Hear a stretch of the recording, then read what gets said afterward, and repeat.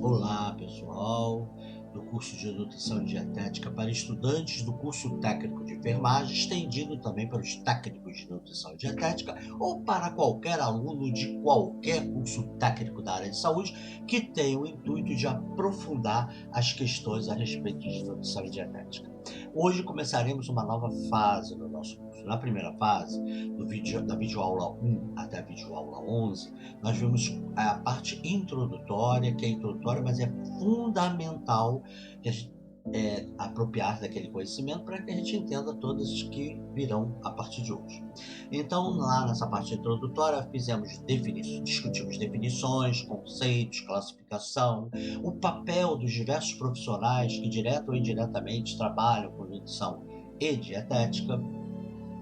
Discutimos também o que faz um grupo, uma pessoa, uma família, uma região optar por determinados padrões alimentares, que são os elementos ali que contribuem. Tivemos uma panorâmica dos aspectos nutricionais, alimentares e seus agravos em todo o planeta. Vimos, principalmente aqui no Brasil, quais são os órgãos, quais são as políticas para a defesa da segurança alimentar, e o que seria a segurança alimentar, e o que cada um pode fazer pela sua própria segurança alimentar, quando isso cabe. E ainda por fim, vimos quais foram os possíveis impactos da pandemia do Covid-19 sobre a nutrição e alimentação da população. Então, fechamos aí um ciclo introdutório importante para continuar por todos os demais. E agora vamos começar o segundo ciclo do nosso curso de Nutrição e Dietética, que vai falar, cujo foco especificamente são os nutrientes, né? E aí, então, nós vamos falar, e os alimentos que os provém. Então, vamos começar hoje com a água, numa série de videoaulas, umas 7 videoaulas sobre água. Vamos explorar todos os aspectos nutricionais e dietéticos da água e os seus agravos, né? Como a desidratação, a hiperidratação. Posteriormente, vamos começar nos micronutrientes a falar sobre sais minerais e vamos fechar os micronutrientes falando sobre vitaminas. Aí passaremos ainda nesse ciclo para os macronutrientes, carboidratos, lipídios e colesterol e, por fim, aminoácidos, nucleotídeos e nucleosídeos, fechando assim esse segundo ciclo. Para a água especificamente, eu preciso que vocês tenham se apropriado do conhecimento da fisiologia de compartimentos de líquidos orgânicos. Eles vão ser necessários para todas as aulas, inclusive essa primeira. Algumas aulas, como a primeira, vão precisar mais, a segunda e a terceira vamos precisar menos, mas nós sempre faremos citações a essa parte de compartimentos de líquidos orgânicos. Então, se você não fez, faça antes de começar essa empreitada aqui com a água. Se fez, mas ficou alguns paros a serem reparados, repare esses pontos que não ficaram muito bem claros, e aí parta aí sim para essa epopeia aí que eles vão estudar a água. Além disso, ainda tem algumas aulas que precisaremos de alguns conceitos lá falados na homeostasia e também na parte dos aspectos funcionais das estruturas celulares, notadamente a estrutura da membrana celular e outros. Mas esses também vão aparecer aqui.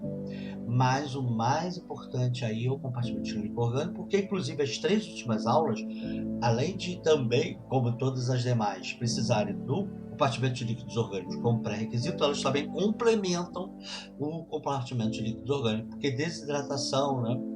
As últimas aulas, são os 3 últimos subtemas, desidratação, hidratação e hiperidratação, poderiam, dependendo de uma roupagem que se dê, estar lá também no compartimento de líquidos orgânicos como um complemento, como um fechamento. Então, essa relação da água tem com o compartimento de líquidos orgânicos e a temática homeostase e aspectos funcionais, né, da biologia celular, lá da célula, são pré-requisitos para esse módulo, e também ele complementa, né, com as suas aulas das 3 últimas subtemas, complementam o módulo de compartimento de líquidos orgânicos. Então já falamos muito, já fizemos essa introdução e vamos aí às funções biológicas da água, né, as funções no corpo humano da água, as principais funções. que é o que trata esse vídeo aula 12, que é a primeira parte sobre a temática água. Então vamos lá, nós temos as funções metabólicas, depuradoras, digestivas, defesa, reguladoras e cardiovasculares. As metabólicas são as seguintes: as enzimas, ela tem uma estrutura tridimensional, elas são proteínas com estrutura tridimensional terciária, que é como se fosse um enovelado. Nós vamos discutir isso com maior riqueza de detalhes quando estudarmos as proteínas dos macronutrientes. Muito bem. E essa estrutura tridimensional permite que ela seja solúvel à água. Então é importante, no meio em que tem enzimas, que ela seja solúvel em água para ela interagir com os substratos e aí acelerar as reações. Como a maior parte das nossas reações metabólicas, elas acontece dentro da célula, dá para entender porque a maior parte da nossa água é intracelular, mas também está no extracelular, porque a água tem outras funções e também tem reações enzimáticas nas outras células. Então, fazer esse caldo que dissolve a enzima para ela interagir com o substrato é um papel da água no metabolismo. Além disso, quando as reações produzem calor, uma boa parcela dela produzem calor, isso aquece o meio em que a enzima está interagindo com o substrato e hiperaquece. O aquecimento é bom porque à medida que vai aquecendo, a enzima vai funcionando mais eficientemente, mas tem um limite. Qual é o limite? É o limite que o aquecimento pode mudar a forma da enzima, pode desnaturar a enzima, aí ela perde a função. Então, uma outra função da água é, à medida que vai aquecendo, ela vai saindo daquele compartimento ou daquele meio, como se fosse evaporando, e aí o que fica resfriado, né? Ou, melhor dizendo, não fica tão aquecido. Então, o aquecimento vai fazendo que a enzima funcione melhor, mas este papel da água de sair daquele local, levando parte da caloria produzida, serve para manter a temperatura até um dado nível, para que não ultrapasse daquele nível e aí desnature a proteína e deixando a função enzimática, logo as reações químicas metabólicas lentificadas ou paralisadas. E uma outra última função aí não é uma consequência da atividade metabólica. As reações de oxidação, elas são reações que produzem água. As reações de oxidação podem acontecer, dependendo do tipo de reação, em vários pontos do organismo. Mas a grande maioria também acontece intracelular. Se ela produz água, mais um motivo da gente ter mais água dentro da célula do que fora, já que a maioria dessas reações que produzem água endógena, e aí vocês podem ir lá no balanço hídrico, no compartimento de líquidos orgânicos, para entender melhor essa água endógena, ela acontece, a sua maioria, por oxidação e na maioria dos casos intracelular. Então, mais um motivo aí para a gente ter mais água no intracelular do que no extra. Mais uma vez, qualquer dúvida a respeito disso, compartimentos de líquidos orgânicos. Então, essas são as principais funções metabólicas. Tem reguladoras do metabolismo, mas deixarei para falar desse outro item. Depois, regulações depuradoras. O que seria a depuração? Quando o sangue chega com algo e passa por um órgão, ou um sistema, ou uma estrutura anatômica, e se livra daquele algo, aquilo é uma função depuradora. Então, se ele se livra 100%, ele chega com X e sai sem nada, ele tem uma regulação depuradora de 100%. Se ele chega com X e sai somente com a metade, ele tem uma função reguladora, depuradora, melhor dizendo, de 50%. Se ele chega com X e sai com 10% apenas do que chegou, ele teve uma função depuradora de 90%, ou seja, ele depurou, ele se livrou de 90%, e aí vai. E o que a água tem a ver com as funções depuradoras? Quando se depura algo, a gente elimina do organismo, né? A função é eliminar do organismo. E a maior parte das eliminações, não é 100%, mas a maior parte é através de líquidos corporais. E dentro desses líquidos corporais, de longe, temos quantitativos, de volume, qualitativos, de tipos diferentes de substâncias a serem depuradas. A urina, né? Através da depuração renal, é a campeã. Então, a urina precisa de água. Você tem uma redução, uma desidratação, você vai prejudicar essa função depuradora importante. Nas fezes também saem E a maior parte dos elementos que saem nas fezes saiu através da bile, de outras secreções digestivas, principalmente de bile, né? Então nem tudo que foi eliminado pelas fezes foi o que você não absorveu. Ali tem escórias por depuração hepática, por exemplo. Nós temos aí o suor, a lágrima, que tem várias outras funções, mas também funciona aí como depuradora. Então é raro. O que não é depuradora? O pulmão, CO2, perdão, que é depuradora, mas não utiliza água. O pulmão é o CO2 que vai sair em troca do oxigênio, não está saindo por água, então necessita da água, dos vasos sanguíneos com água, levando ali dissolvido o CO2 e recebendo o oxigênio, né, se nutrindo. Mas diretamente, quando ele sai, ele é volátil, sai através de água, né? Quando sai pela unha, pelos fânelos, pelo cabelo, pelos pedaços de pele, ele chegou até ali com os vasos sanguíneos, a água entrou, mas a eliminação não é igual a urina, a bile e outras que precisou da água. Mas isso é a quantidade em termos quantitativos e qualitativos, o número de substâncias que saem dessa maneira é muito pequena, e a quantidade total, quando comparada com a urina, a bile e outras, bile seria em segundo lugar, as outras em menor grau, mas quando comparado com elas, que precisam da água para o processo final de eliminação, ela é menor, né? Então, um papel depurador da água. Digestiva. As enzimas que saem pelas glândulas digestivas, elas também são de estrutura terciária, né? E essas enzimas, então, saem com líquidos, que é o suco digestivo. Esse suco digestivo, ele sai, né, com a enzima que está dissolvida nele, se mistura com os alimentos, extrai dos alimentos o nutriente, e a função digestiva não acaba aí só, não. À medida que vai absorvendo a água, os nutrientes que estão ali soltos interagem com a parede do tubo digestivo em que ele está presente, e isso, através de vários mecanismos de absorção, haverá um processo de absorção aí.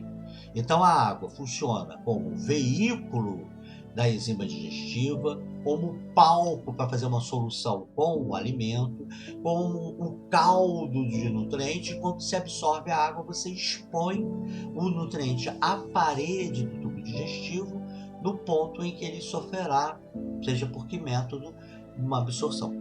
A gente vê, por exemplo, que quando você tira lipídios e colesterol dos alimentos, o lipídio e o colesterol é hidrofóbico, ele não se dissolveria. Então aquele processo final é fazer um caldo de nutrientes para puxar para a parede do intestino delgado, por exemplo, e absorvê-los, ele ia ficar prejudicado, porque ele não forma uma solução. Então uma boa parcela, o colesterol nem tanto, mas principalmente a dos lipídios, seriam perdidas. E isso não acontece por quê? Porque na bile, que também tem água, é dissolvido sais biliares que vão incrustar no colesterol e principalmente nos lipídios, outros, fazendo com que ele se torne anfipático, ele também se dissolva na água. Vimos isso lá no compartimento de líquidos orgânicos. Então, isso irá favorecer, no compartimento de líquidos orgânicos ou na biologia celular, né? Na biologia lá molecular, nós vimos isso, né? A parte funcional das células, aí já era uma tabelinha entre a anatomia e a fisiologia.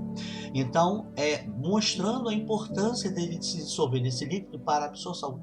E aí ele é absorvido por completo, que é perdido, é quase nada, quando ele se torna tipo sabão. E aí consegue se dissolver naquele líquido digestivo, e aí quando absorve o líquido digestivo, tal como os outros nutrientes que nem precisam disso, que já são solúveis, eles são absorvidos. Então essas são as funções digestivas. E aí também tem uma função de defesa. Por que de defesa? Porque as células de defesa, os anticorpos, os elementos do sistema imune, eles caem dissolvidos, vão para todas as partes através da corrente sanguínea, passam por intestino, então estão sempre interagindo com a água até chegar ao local de sua ação, que às vezes é até dentro da célula que também tem água. Então essa interação com a água, do intravascular, do intersticial principalmente, favorece com que eles consigam chegar com rapidez, através de seus movimentos específicos, aos locais do corpo que necessitam dele. Então, a defesa imunológica é importante. Quando uma pessoa desidrata, ela fica mais vulnerável às infecções, né? Principalmente se ela já tem outros agravos ao sistema imune. Por exemplo, uma pessoa muito idosa que já tem um sistema imune debilitado, um recém-nascido que tem um sistema imune incompetente, ou uma pessoa que já tem uma doença infecciosa vigente, a desidratação tende a piorar esses quadros, justamente porque dificulta que as células de defesa cheguem ao dado local. Então, se já tem uma doença infecciosa, isso complica. Se não tem, mas já tem um outro agravo ao sistema imune, isso é mais um. Então, não é muito incomum em determinados pacientes, quando desencadeado uma desidratação importante, que ele também piore um estado infeccioso prévio ou passe a ter também um estado infeccioso. Então, esse seria o aspecto de defesa.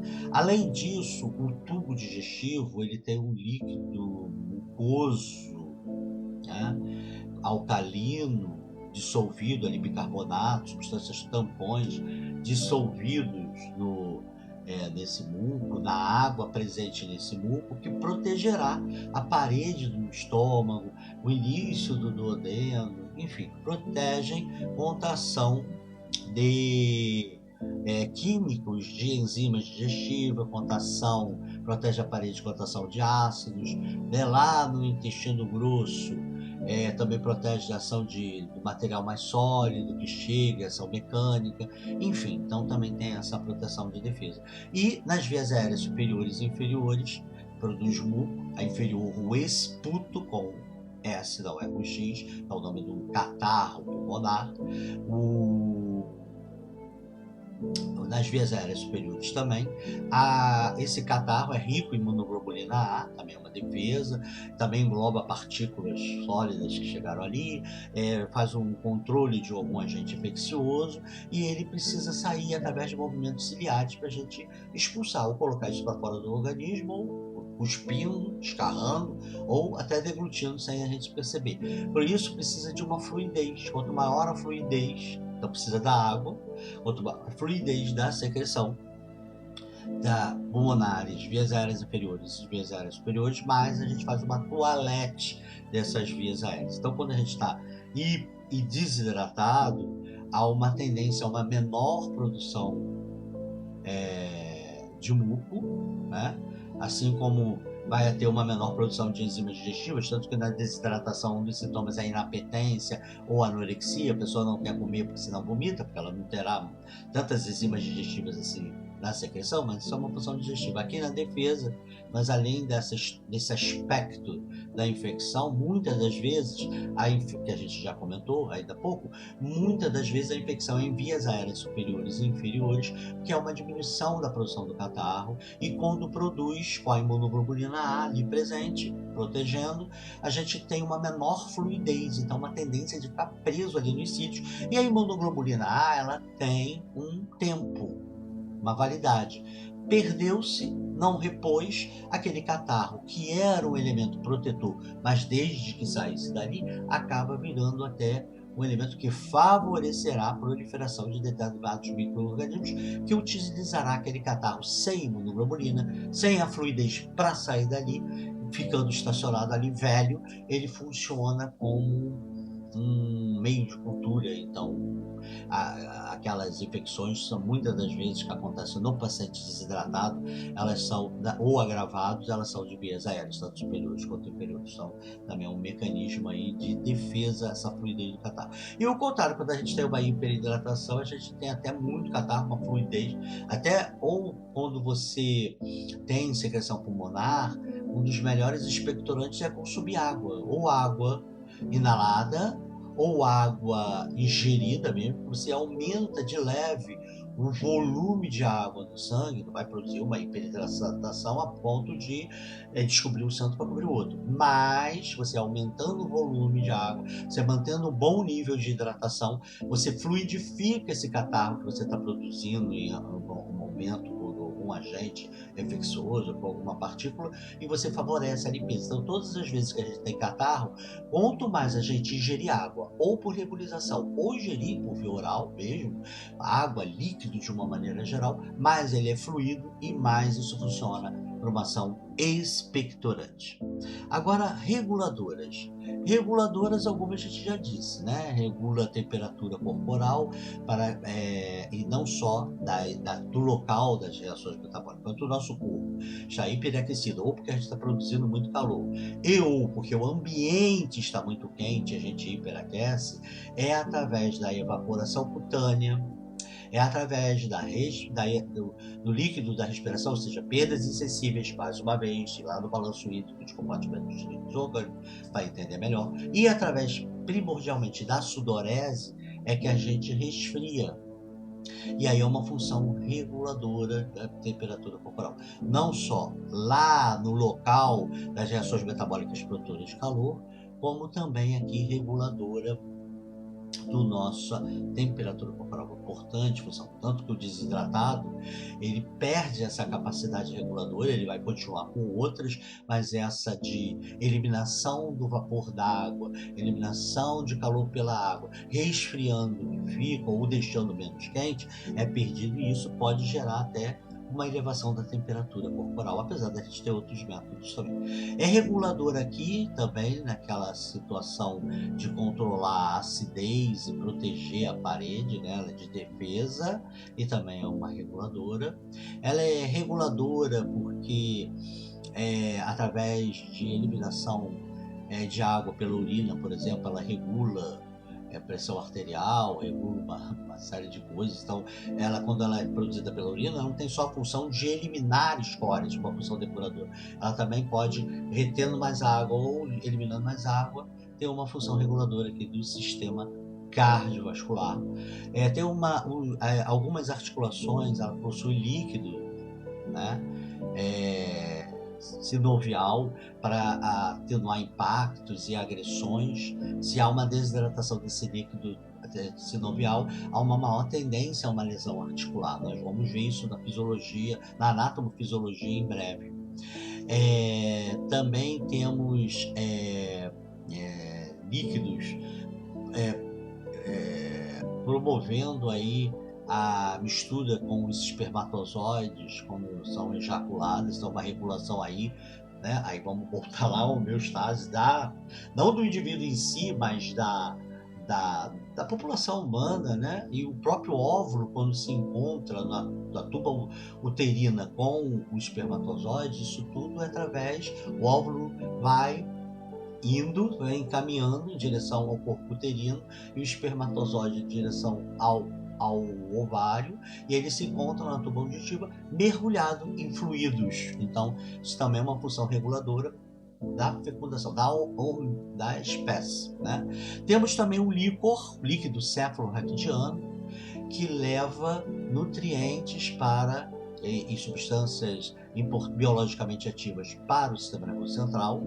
Então é um transcelular, né? Tem células especializadas em formar o líquor a partir de elementos do sangue, e ele chega até o sistema nervoso central com o líquor. E também ele é um depurador do líquido, que ele leva as impurezas do sistema nervoso central para a corrente sanguínea, porque as mesmas células produtoras de líquor, em 2 a 3 vezes por dia, reabsorve todo o líquor produzido, né? Vai sintetizando e reabsorvendo. Então, também essa limpeza. Isso é chamado de barreira hematolicólica. Então, chega-se ao sistema nervoso através da corrente sanguínea, também de material mergulhado no sangue da corrente sanguínea. Só que nós vamos ver na anatomia e fisiologia cardiovascular que esses vasos têm algumas peculiaridades. Esses vasos capilares do sistema nervoso não é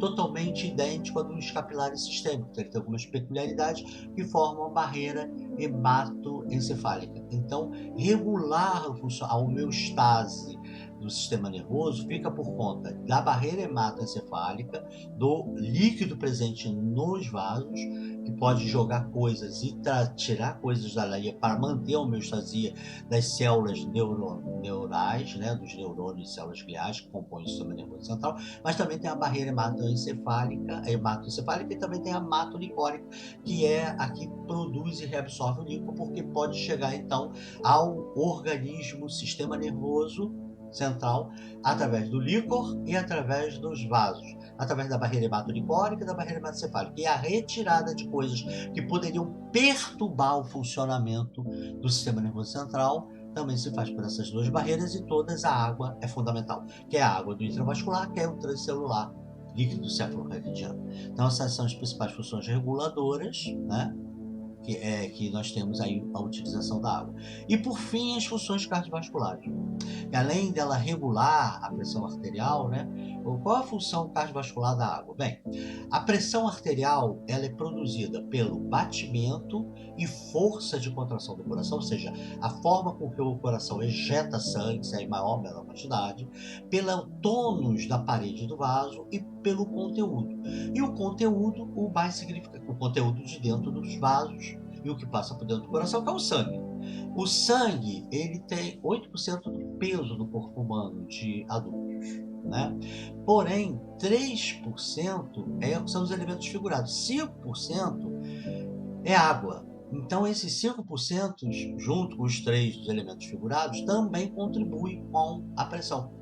Então, uma menor, independente do funcionamento do coração, do tônus da musculatura lisa, isso tudo vamos ver com detalhes da parte de cardiovascular, da anatomia e da fisiologia. Então, tônus da musculatura lisa e dos elementos figurados mergulhados no vaso sanguíneo, uma maior quantidade de água do que o habitual, ou uma redução da quantidade de água do habitual pode interferir da pressão arterial, a maior quantidade aumentando a pressão arterial ou a menor diminuindo. Então você pode fazer ajustes lá de órgãos depuradores como o rim para eliminar mais água ou menos água e isso impactar numa função reguladora do sistema cardiovascular. Perfeito? Então vimos aí funções metabólicas, depuradoras, digestivas, defesa, reguladoras. Essas não são as únicas, mas são as principais, as fundamentais motivos, funções da água no nosso organismo, motivos para nos mantermos bem hidratados. Bem, na sequência, né, essa é apenas a primeira aula.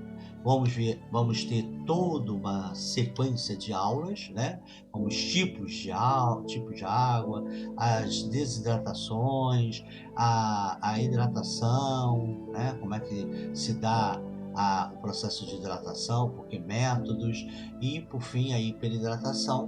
Vamos aí nesse caso falar sobre muito ainda sobre a água, lembrando que é sempre atrelado ao compartimento de líquidos orgânicos, principalmente, mas também algumas questões de homeostasia e biologia celular. Então, precisa aí revisitar para que a gente possa entender bem esse importante nutriente que é a água. Então, até a próxima videoaula, em que nós vamos ter a nossa segunda parte sobre a água, cuja temática será a água sob determinada ótica classificatória, né? Veremos o que é uma água salobra, salgada e doce, o que é uma água superficial ou profunda, mineral, mineralizada e natural. Então, essa é uma primeira parte de duas das classificações da água. Então, até lá, gente. Um grande abraço a todos.